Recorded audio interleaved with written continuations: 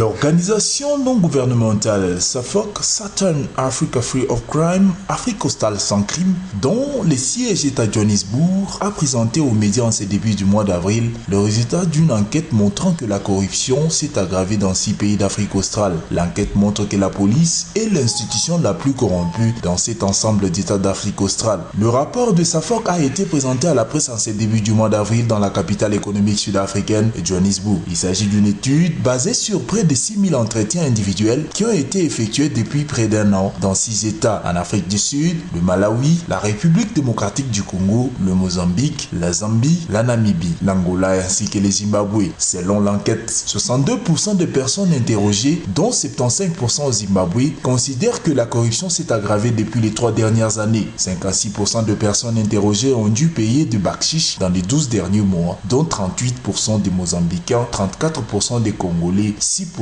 de Malawites et 22% de Zambiens. L'enquête de SAFOC révèle également que la police est perçue comme étant l'administration la plus corrompue. 49% de personnes qui ont été en contact avec la police en Afrique australe ont affirmé avoir été obligées de payer des gratifications aux agents de l'autorité. Au Zimbabwe, la police est considérée comme étant extrêmement corrompue par près de 72% de personnes interrogées. 70% en Namibie, 66% au Mozambique, 29% au Malawi et 68% en Afrique du Sud. Les accusations de corruption portent également, mais à moindre échelle, sur les administrations publiques qui délivrent le permis, les douanes, les services judiciaires et les services d'éducation. Dans l'ensemble des pays étudiés, le parti politique, le parlement, les corps judiciaires et les systèmes éducatifs ont assez une mauvaise réputation. En revanche, l'opinion est un peu moins sévère vis-à-vis du secteur des affaires et de l'armée. Les institutions religieuses, les ONG et les médias sont assez bien vus par les personnes qui ont répondu à cette enquête de SAFOC. Malgré les critiques formulées contre les institutions politiques, la majorité de personnes font confiance à leur gouvernement dans la lutte contre la corruption. Et SAFOC, Southern Africa Free of Crime, l'Afrique australe sans crime,